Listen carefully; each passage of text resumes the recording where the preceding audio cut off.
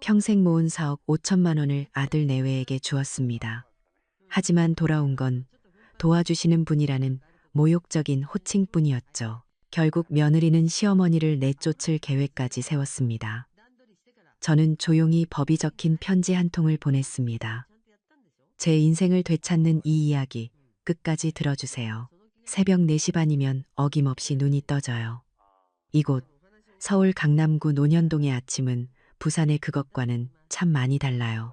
다구는 소리 대신 저 멀리서부터 밀려오는 자동차 소리가 희미하게 들려오고, 창밖은 아직 캄캄하지만 벌써부터 도시 전체가 깨어날 준비를 하는 것 같은 팽팽한 긴장감이 공기 중에 느껴지거든요. 텔레비전에서나 보던 높은 건물들이 뿜어내는 불빛은 잠들지 않는 도시의 심장처럼 깜빡이고요. 제가 조용히 일어나 가장 먼저 하는 일은 부엌으로 가는 거예요. 며느리가 짜놓은 식단표는 냉장고에 자석으로 단단히 붙어 있죠. 오늘은 현미 기리밥에 황태 해장국, 간은 거의 하지 않은 계란찜, 그리고 유기농 시금치 나물. 하윤이 아침상이에요. 7살짜리 아이가 먹기에는 좀 과하다 싶을 때도 있지만 며느리의 규칙은 법이나 마찬가지니까요. 모든 재료는 며느리가 지정해준 온라인 마트에서만 사야 하고, 조미료는 일절 쓰면 안 돼요. 제 요리 솜씨가 쓸모없어지는 순간이죠. 그냥 정해진 레시피를 정확하게 따르는 로봇이 된 기분이에요. 밥솥 버튼을 누르고 국을 끓이는 동안 거실 벽을 봐요. 벽 한쪽은 온통 하윤이의 상장과 트로피, 인증서들로 가득 차 있어요. 영어 말하기 대회 대상, 전국 피아노 콩쿠르 금상, 미술대회 최우수상. 액자 속에서 환하게 웃고 있는 하윤이를 보면 대견하면서도 한편으로는 마음이 짠해요. 저렇게 웃기까지 얼마나 많은 시간을 책상 앞에서 보냈을까 싶어서요. 이 집에서 하윤이의 웃음은 칭찬받아야 할 성과이지 그냥 터져나오는 기쁨은 아닌 것 같았어요. 6시가 되면 하윤이를 깨워요. 잠이 덜 깬 아이를 부드럽게 흔들어 깨우고, 어젯밤 미리 준비해둔 옷을 입히는 이 시간이 하루 중 가장 고요하고 행복한 순간이에요. 아이의 보드라운 살결과 잠결에 칭얼거리는 목소리에서 저는 잠시나마 할머니가 된 기쁨을 느껴요. 하지만 그 평화는 길지 않죠. 식탁에 앉아 밥을 먹는 하윤이 옆에서 저는 시간을 재요. 7시까지는 식사를 마치고 7시 15분까지 양치와 세수를 끝내야 하거든요. 그 사이에 아들 민준이가 방에서 나와요. 어젯밤에도 늦게 들어왔는지 얼굴이 헬쑥하네요. 어머니, 다녀오겠습니다. 그저 그 한마디뿐이에요. 식탁에 앉아 밥 먹을 시간도 없이 허둥지둥 나가는 아들의 뒷모습을 보면 짠하지만 아침에 밥 한 술이라도 뜨고 가라고 붙잡을 수가 없어요. 이 집의 아침은 전쟁터 같으니까요. 아들이 나가고 나면 곧 며느리가 나와요. 날카로운 하이힐 소리와 함께 등장하는 며느리는 언제나처럼 비즈니스 캐주얼 차림의 한 손에는 아이패드를 들고 있죠. 어머니, 오늘 하윤이 KPI 리스트예요. 며느리가 건네는 A사 용지에는 오늘 제가 하윤이와 해야 할 일들이 분 단위로 빽빽하게 적혀 있어요. KPI라니 처음에는 그게 무슨 뜻인지 몰라 멍하니 쳐다만 봤었죠. 이제는 핵심 성과 지표라는, 회사에서나 쓰는 말이라는 걸 알아요. 제게 손녀를 돌보는 일은 회사의 업무나 마찬가지인 셈이었어요. 오전 9시 피아노 연습, 쇼팽 에티드 3번, 2페이지, 동영상 촬영 후 전송. 오전 10시 30분, 영어 원서 읽기, 챕터 4, 녹음 파일 전송. 오후 12시 점심, 닭가슴살 샐러드, 통밀빵, 식단 사진 전송. 오후 3시 간식, 유기농 고구마, 무설탕 두유, 간식 사진 전송. 목록을 읽어 내려가는 것만으로도 숨이 막혀요. 하윤이를 유치원 버스에 태워보내고 잠시 숨을 돌릴 틈도 없이 집안일을 시작해요. 청소기를 돌리고 빨래를 하고 저녁 식사를 준비하죠. 그러다 보면 금세 하윤이가 돌아올 시간이에요. 하루는 아이가 너무 답답해하는 것 같아 동네 놀이터에 데리고 갔어요. 모처럼 그네를 타며 환하게 웃는 하윤이를 보니 제 마음도 환해지는 것 같았죠. 다른 할머니들은 벤치에 앉아 서로 손주 자랑을 하며 웃음꽃을 피우고 있었어요. 하지만 저는 그럴 여유가 없었어요. 주머니에서 낡은 스마트폰을 꺼내 쩔쩔매며 카메라를 켰죠. 손이 떨려서 몇 번이나 화면을 잘못 누르고 나서야 겨우 그네 타는 하윤이의 사진을 찍을 수 있었어요. 하윤이, 놀이터에서 즐겁게 놀고 있어요. 라고 서툰 솜씨로 메시지를 써서 며느리에게 보냈죠. 까똑. 거의 1초도 안 돼서 답장이 왔어요. 진동이 울리는 순간 심장이 덜컥 내려앉는 기분이었죠. 어머니, 오늘 미세먼지 수치 확인하셨어요? 나쁨 수준이니 오늘은 실내 활동 위주로 해주세요. 바로 집으로 들어가세요. 차가운 문자를 읽고 있는데 온몸에 힘이 빠지는 것 같았어요. 아이의 즐거운 웃음소리도 다른 할머니들의 따뜻한 대화도 모두 먼 세상 이야기처럼 들렸어요. 저는 그저 명령을 수행하는 사람일 뿐이었죠. 하윤이에게 이제 그만 집에 가자고 말했을 때 아이의 실망한 얼굴을 차마 마주볼 수가 없었어요. 이 낡은 스마트폰은 저와 세상을 연결해주는 창이 아니라 저를 감시하고 통제하는 차가운 족쇄였어요. 그렇게 또 하루가 저물고 모두가 잠든 밤 11시. 저는 마지막으로 부엌을 정리하고 있었어요. 식기세척기가 돌아가는 소리만이 유일한 소음이었죠. 낡은 찬장을 정리하다가 구석에 놓여있던 제 손가방을 발견했어요. 부산에서 올라올 때 들고 온 손때 묻은 낡은 가방이었죠. 무심코 가방을 열어보았는데 안쪽 주머니에서 바싹 마른 채 구겨진 종이 한 장이 나왔어요. 부산에 있던 우리 집, 제 평생의 재산이었던 그 집의 부동산 매매 계약서 사본이었어요. 매매 대금 4억 5천만 원. 그 숫자를 보는 순간 잊고 있던 기억들이 한꺼번에 밀려왔어요. 남편과 평생을 모아 장만한 작고 아늑했던 우리 집. 창문으로는 바다가 보였고 작은 마당에는 제 손으로 가꾼 화초들이 사시사철 꽃을 피웠었죠. 그 집을 팔아 민준이 내외에 이 논현동 아파트 잔금을 치러줬던 날이 생생하게 떠올랐어요. 어머니, 정말 감사해요. 평생 효도할게요. 눈물을 글썽이며 말하던 아들의 얼굴이 아른거렸죠. 저는 고개를 들어 어두운 부엌 창문을 바라봤어요. 창문에는 호화로운 아파트의 내부와 함께 낯설고 지친 늙은 여자의 모습이 비치고 있었어요. 평생을 바쳐 마련한 집을 팔아 아들의 미래를 사줬지만 정작 저는 이 거대하고 텅 빈 집에 보이지 않는 유령이 되어 있었죠. 내 집도 아니고 그렇다고 마음 편히 쉴 곳도 아닌 이곳에서 저는 그저 값을 치르고 들어온 하녀나 다름없었어요. 구겨진 계약서를 손에 쥔 채 저는 소리 없이 눈물을 흘렸어요. 부산의 밤바다보다 더 차갑고 깊은 외로움이 제 온몸을 휘감는 밤이었어요. 부산집 계약서를 손에 쥔 채 얼마나 울었는지 모르겠어요. 꾹꾹 눌러왔던 서름이 한번 터지니 걷잡을 수가 없더라고요. 제 평생이, 제 젊음이, 제 모든 것이 그 얇은 종이 한 장에 담겨 있는 것 같아 서러웠죠. 하지만 다음 날 아침 저는 또다시 아무 일 없다는 듯이 일어나 하윤이의 아침을 차렸어요. 제 감정 따위는 이 집에서 아무런 의미가 없으니까요. 며칠 뒤 집에 경사 아닌 경사가 생겼어요. 하윤이가 강남에서 제일 들어가기 어렵다는 사립 초등학교 입학 모의 시험에서 수석을 했다는 거예요. 저는 온 마음으로 기뻤지만 며느리의 반응은 기쁨이라기보다는 어떤 광기에 가까웠어요. 거봐요, 어머니, 제 방식이 맞았다니까요. 며느리는 마치 큰 프로젝트를 성공시킨 사람처럼 의기양양했죠. 그날 저녁 며느리는 최신형 스마트 학습 태블릿을 사들고 왔어요. 포장도 뜯지 않은 새 기계를 하윤이에게 안겨주며 말하는 목소리에는 서늘한 흥분이 감돌았어요. 이제부터는 이걸로 글로벌 스탠더드 교육을 시작할 거야. 그러고는 제가 하윤이를 위해 깔아두었던 옛날 이야기 앱이며 동요 앱을 쓸데없다며 그 자리에서 다 지워버렸어요. 아이의 작은 화면 속에서 제가 알던 세상이 흔적도 없이 사라지는 걸 보며 저는 제 존재 자체가 지워지는 듯한 기분을 느꼈어요. 하윤이를 향한 압박은 그날 이후로 몇 배는 더 심해졌죠. 아이는 눈에 띄게 말수가 줄었고 밥 먹을 때도 작은 한숨을 쉬기 시작했어요.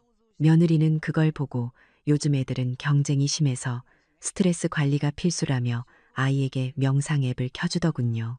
아이의 지친 마음을 읽어주는 대신 그것마저도 관리의 대상으로 삼는 모습을 보며 저는 가슴이 아팠어요. 갈등이 터진 건 어느 날 저녁이었어요. 그날은 유난히 하윤이가 잠투정을 했죠. 저는 아이를 품에 안고 등을 토닥이며 제가 어릴 적 어머니에게서 들었던 콩쥐 팥쥐 이야기를 들려주기 시작했어요. 옛날 옛적에 마음씨 착한 콩쥐가 살았는데 제 나지막한 목소리에 아이가 조금씩 안정을 찾아갈 때였어요. 방문이 벌컥 열리더니 며느리가 굳은 얼굴로 들어왔어요. 며느리는 제 손에서 동화책을 획 낚아채더니 대신 아이 손에 아이패드를 쥐어주더군요. 화면에서는 요란한 효과음과 함께 영어 단어들이 튀어나오고 있었어요.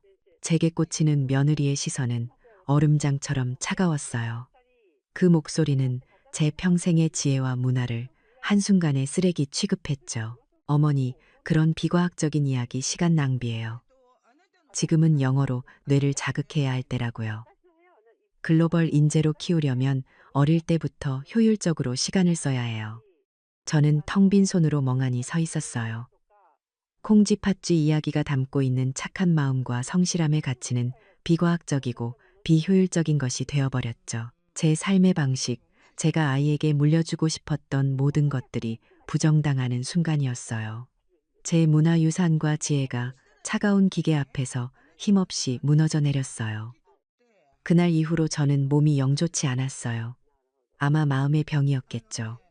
며칠을 어지럼증으로 고생하다가 하루는 도저히 몸을 가눌 수가 없어 방에 누워 있었어요. 방문을 닫았지만 문이 살짝 덜 닫혔었나 봐요.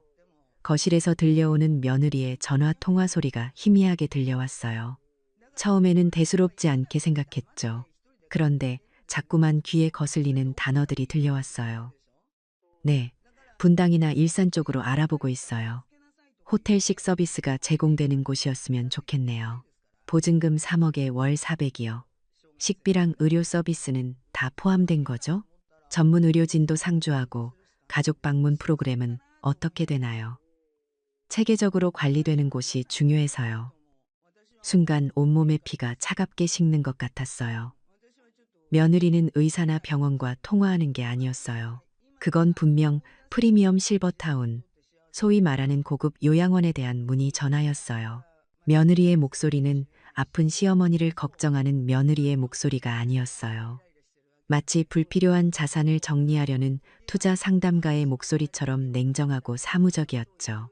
전화기 너머 상담원의 친절한 목소리로 포장된 효율적인 케어 솔루션이라는 말이 제 귀에는 사형 선고처럼 들렸어요. 저를 이 집에서 처리하려는 계획이 이미 구체적으로 진행되고 있었던 거예요. 그날 저녁 식탁은 지옥 같았어요. 저는 애써 아무렇지 않은 척했지만 숟가락을 든 손이 덜덜 떨리는 건 어쩔 수가 없었죠. 마지막 희망을 걸고 아들 민준이의 얼굴을 쳐다봤어요. 내 아들은 내 편이 되어주지 않을까. 하지만 민준이는 제 시선을 피하며 밥만 꾸역꾸역 넘기고 있었어요. 그 침묵은 아내가 하는 모든 일에 동의한다는 뜻이었죠.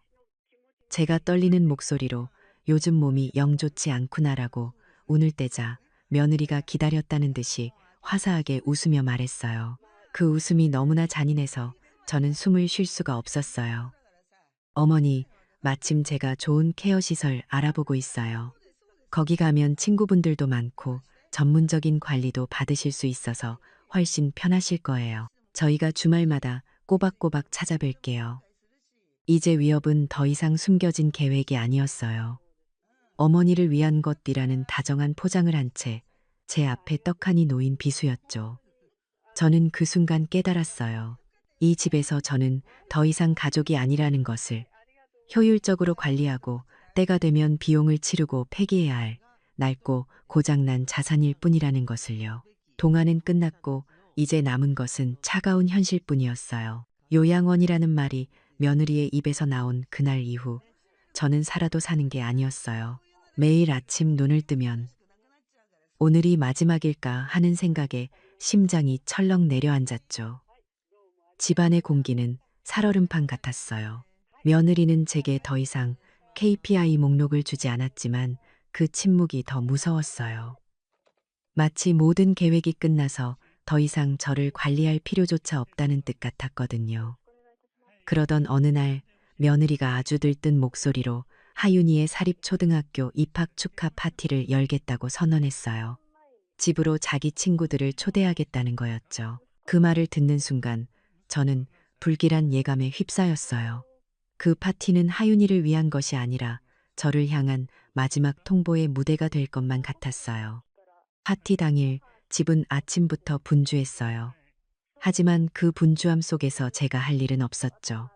며느리는 강남에서 제일 유명하다는 비스트로에 출장 뷔페를 주문했어요.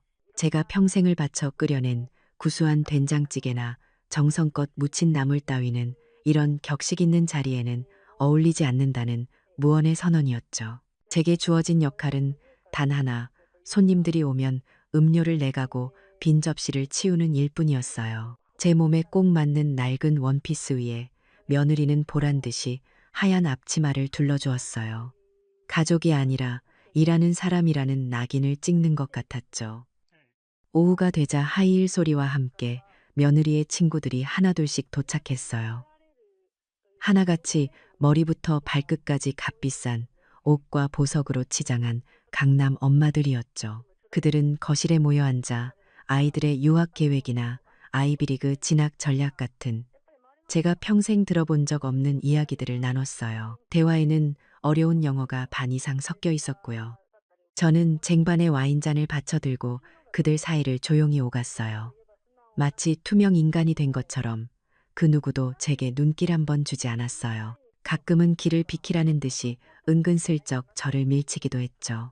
이 넓은 집을 쓸고 닦고 이 가족의 모든 식사를 책임지는 건 저인데 정작 손님이 오니 저는 존재하지 않는 사람이 되어버렸어요. 이 집을 움직이는 보이지 않는 엔진이었지만 결국에는 부품처럼 언제든 교체될 수 있는 존재일 뿐이었죠. 그때였어요. 손님 중 한 명이 아마 다른 사람들보다는 눈치가 조금 더 있는 사람이었나 봐요. 지쳐 보이는 제 얼굴을 보고는 며느리에게 물었어요. 지연 씨, 할머님께서 고생이 많으시네. 그 말을 듣는 순간 저는 잠시나마 희망을 가졌어요. 어쩌면 이 상황이 조금은 바뀔지도 모른다고요. 하지만 며느리는 눈 하나 깜짝하지 않고 가볍게 웃으며 대답했어요. 그 목소리는 너무나 상냥해서 오히려 잔인하게 들렸죠. 거실에 있는 모든 사람이 들을 수 있을 만큼 크고 명랑한 목소리였어요. 어머, 저희 어머님 아니에요. 그냥 집안일 도와주시는 분. 워낙 오래 계셔서 가족 같죠. 그 말이 공기 중에 퍼지는 순간 세상의 모든 소리가 멎는 것 같았어요. 독처럼 진득한 그 거짓말이 제 심장에 밝혔죠. 어머님이 아니다. 도와주시는 분이다. 저는 제 귀를 의심했어요.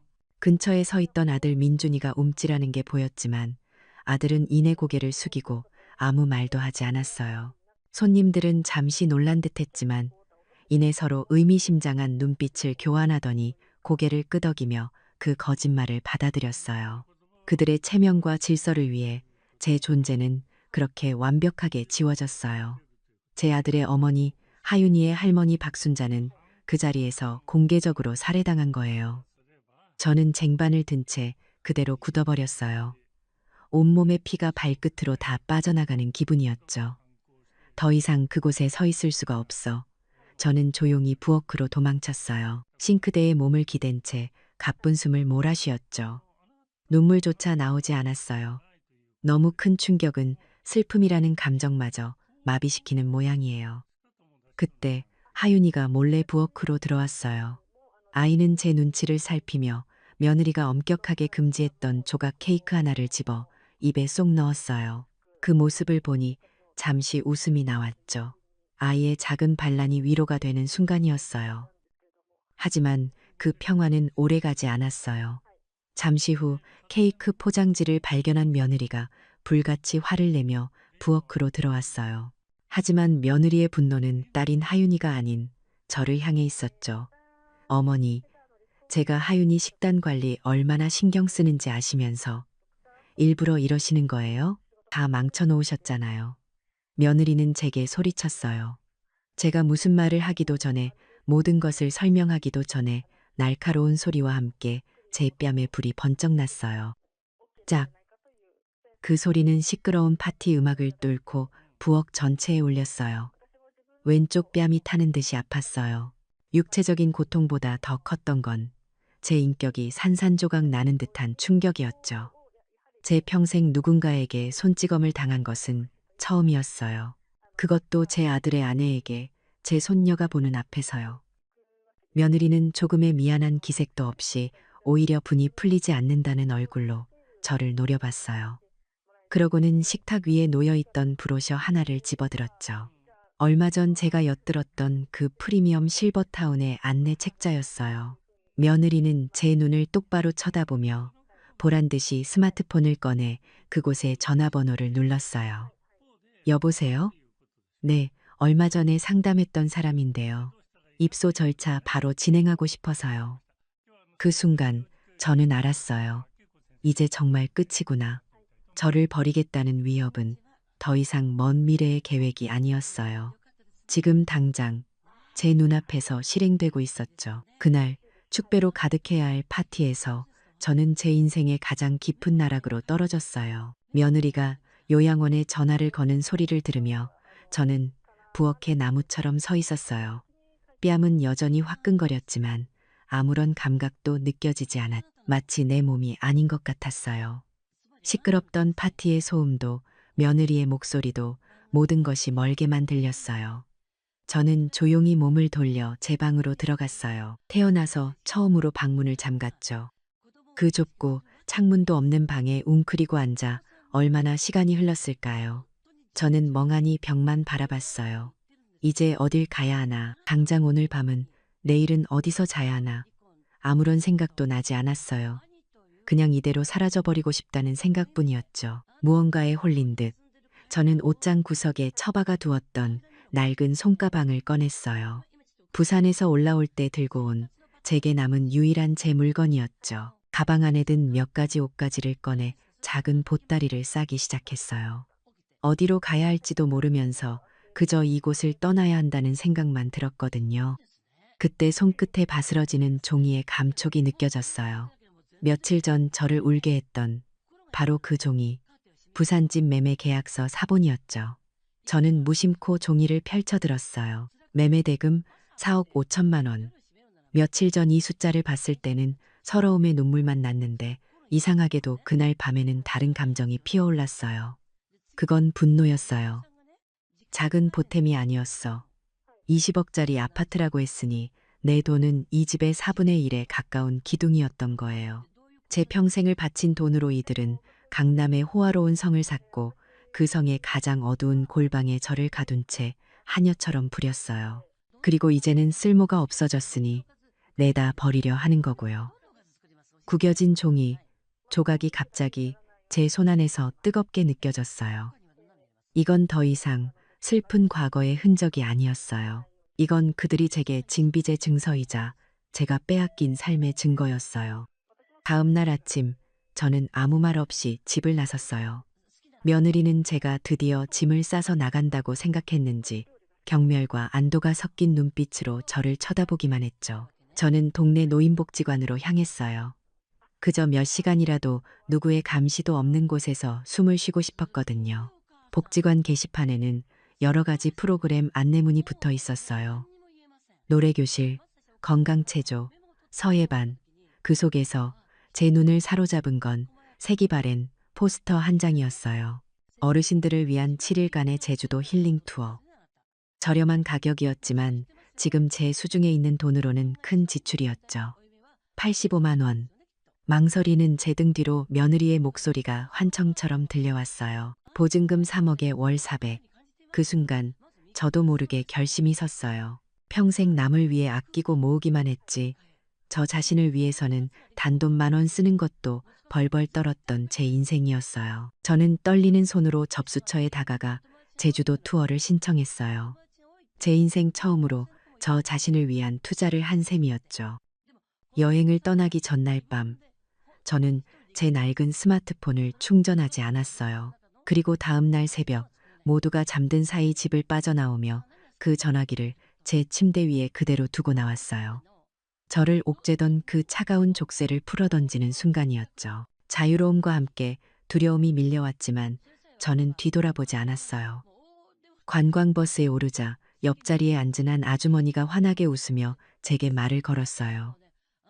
어머니, 혼자 오셨나 봐요? 저도 그래요. 우리 친구예요. 자신을 김선이라고 소개한 그분은 참 밝고 에너지가 넘치는 사람이었어요. 우리는 버스가 제주도로 향하는 내내 많은 이야기를 나눴죠. 제가 처음이었어요. 제 이야기를, 제 속마음을 누군가에게 털어놓은 것은.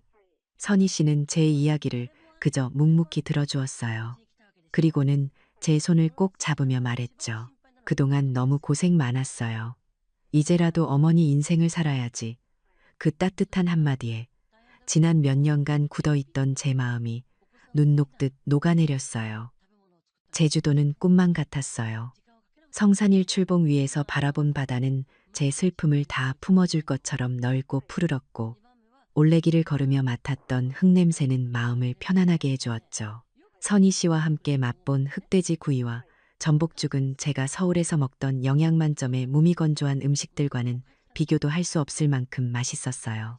저는 몇 년 만에 처음으로 소리내어 웃었어요.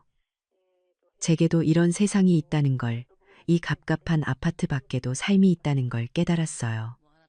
선희 씨는 제게 이만 원짜리 효도폰을 하나 사주며 쓰는 법을 알려주었어요.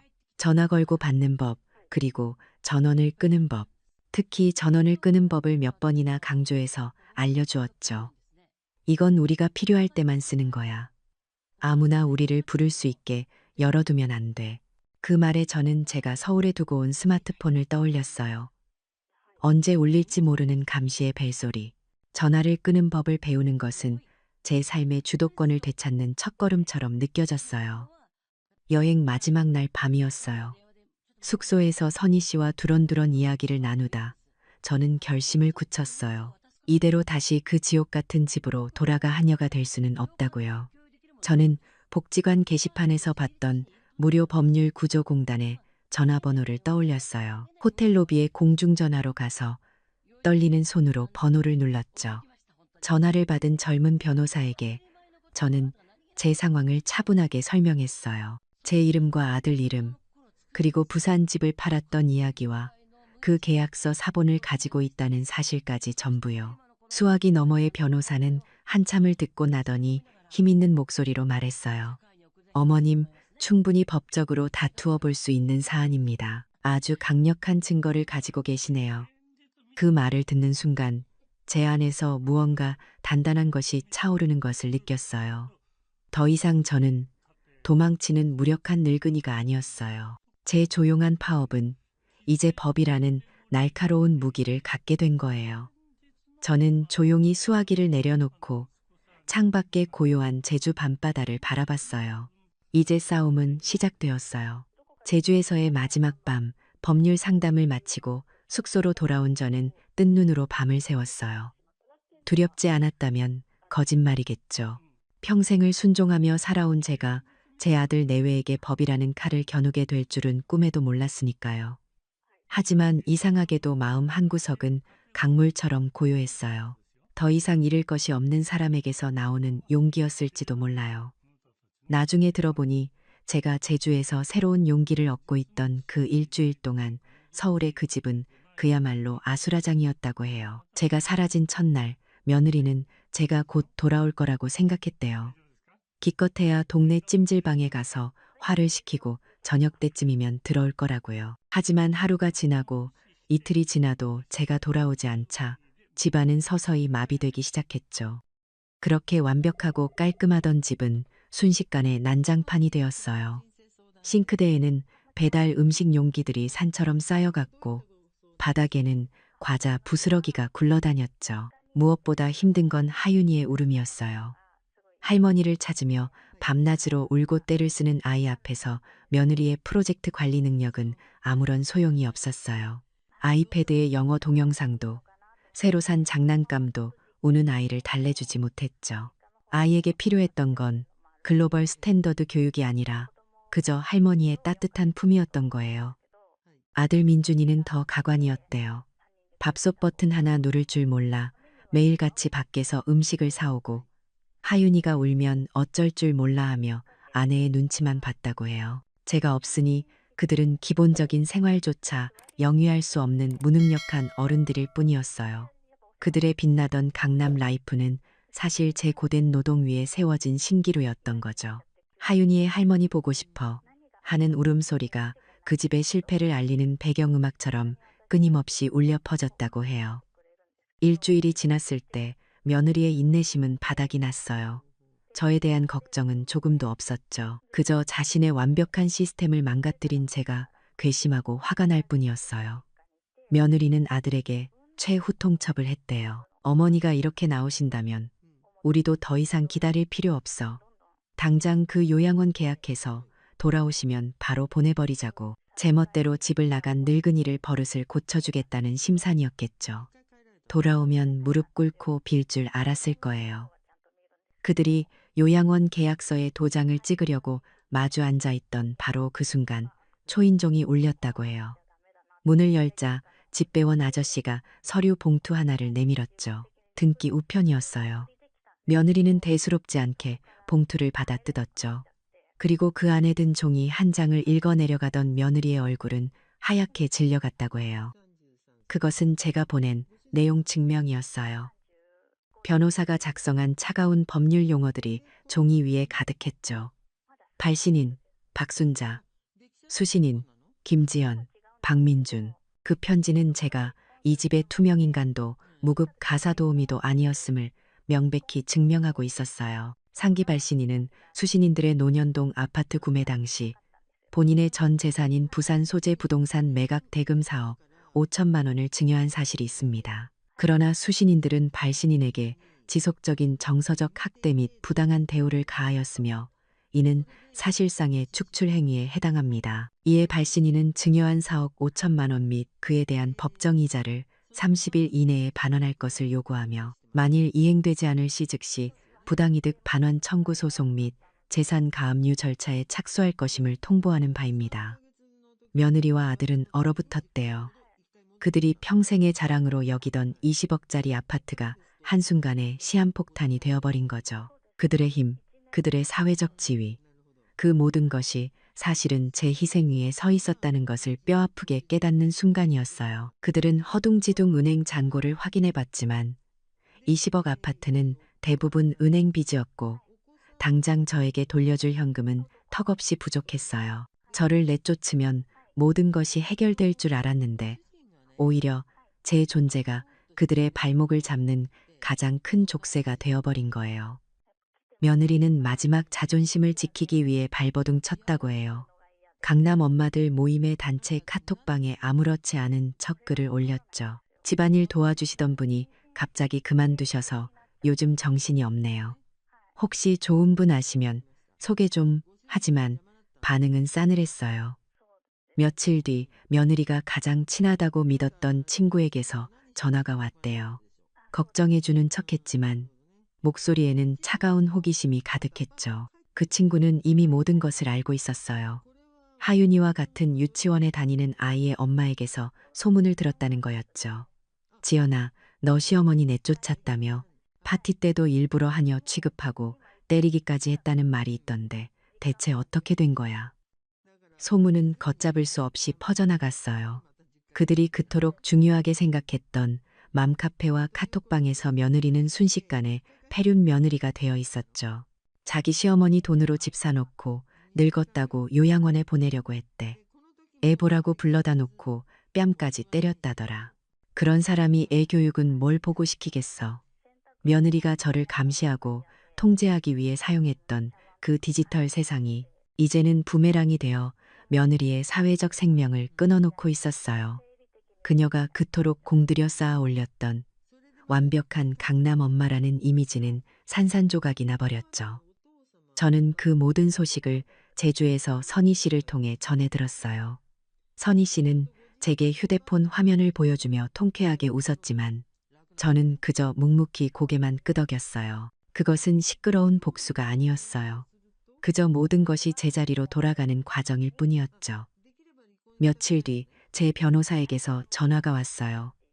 내용 증명이 잘 전달되었고 상대방 쪽에서 곧 연락이 올 것 같다고요. 저는 전화를 끊고 숙소 창밖으로 보이는 고요한 제주 바다를 바라봤어요. 파도는 조용했지만 쉼없이 바위를 때리며 자신의 길을 만들고 있었죠. 제 마음도 저 파도와 같았어요. 요란하지 않지만 단단하고 끈질기게 제 길을 되찾을 준비가 되어 있었어요. 엄마의 조용한 파업은 이제 막 시작된 거예요. 며칠 뒤 아들 내외가 제주도로 저를 찾아왔어요. 변호사를 통해 미리 연락이 왔었죠.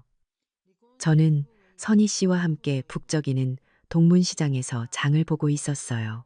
싱싱한 해산물과 과일을 보며 웃고 떠드는 제 앞에 며느리와 아들이 헬쑥한 얼굴로 나타났죠. 서울에서 보던 그 위풍당당하고 세련된 모습은 온데간데 없었어요. 값비싼 옷은 구겨져 있었고 두 사람의 얼굴에는 깊은 피로와 절박함이 서려 있었죠. 그들은 사람들로 붐비는 시장 한복판에서 제 앞에 무릎을 꿇었어요.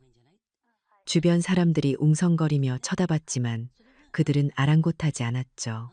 며느리는 울면서 제게 잘못했다고 죽을 죄를 지었다고 빌었어요. 아들 민준이는 고개도 들지 못한 채 그저 어머니, 죄송합니다. 라는 말만 반복했고요.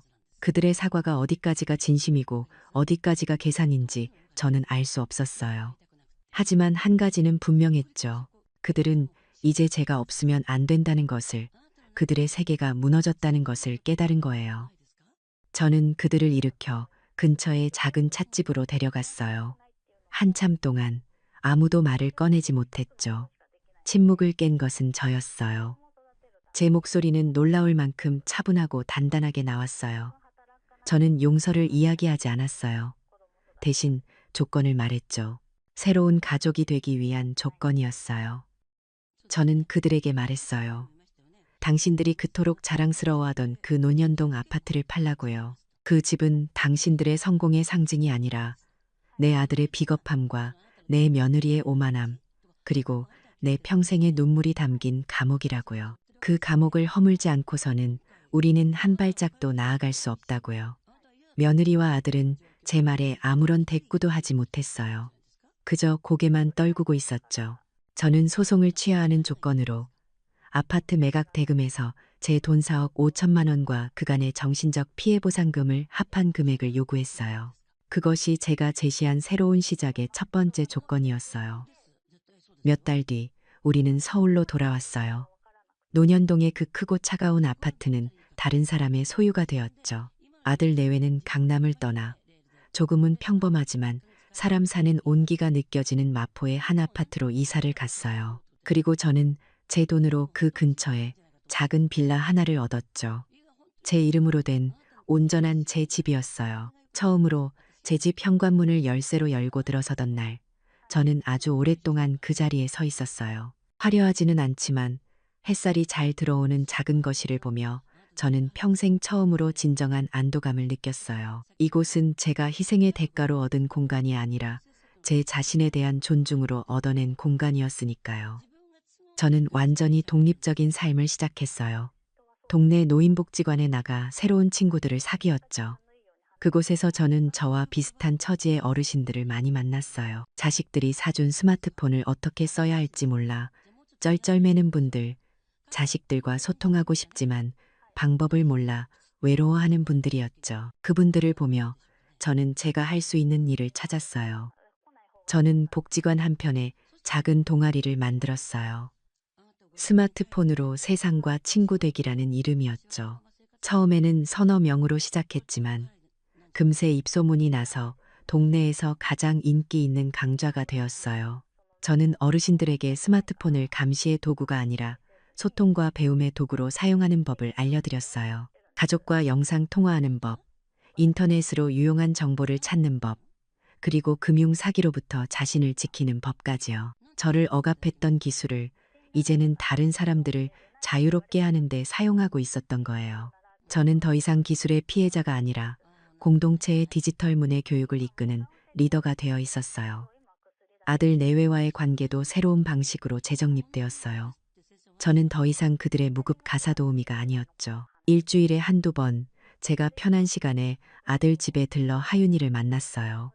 저는 이제 아이의 할머니로서 존재했어요. 아이를 안고 옛날 이야기를 들려주면 며느리는 옆에 조용히 앉아 함께 이야기를 들었어요. 어느 날 며느리는 제게 진심으로 사과했어요. 어머니의 이야기를 무시해서 정말 죄송하다고. 며느리의 손에는 이제 아이패드 대신 제가 선물한 동화책이 들려있을 때가 많아졌죠. 물론 아이패드가 완전히 사라진 건 아니었어요. 이제 그 집에서는 동화책과 아이패드가 서로를 존중하며 공존하고 있었어요. 제 전통적 지혜와 며느리의 현대적 도구가 마침내 건강한 합의점을 찾은 셈이었죠. 시간이 흘러 1년 뒤에 어느 오후였어요. 저는 햇살이 가득 들어오는 제 집 거실 소파에 앉아 있었어요. 태블릿 PC로 하윤이와 영상 통화를 하고 있었죠. 화면 속 하윤이는 자기가 그린 그림을 자랑하며 제잘거렸어요. 할머니, 이거 봐요. 할머니 집이에요. 아이가 그린 그림 속에는 작은 빌라 창문으로 할머니 한 사람이 환하게 웃고 있었어요. 아이와의 통화가 끝나고 저는 복지관 수업에 갈 준비를 했어요. 현관을 나서기 전 저는 잠시 제 집을 둘러봤어요.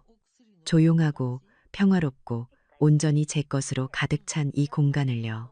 극적인 승리의 순간은 아니었지만 제 마음속에는 그 어떤 승리보다 더 값진 평화가 자리 잡고 있었어요.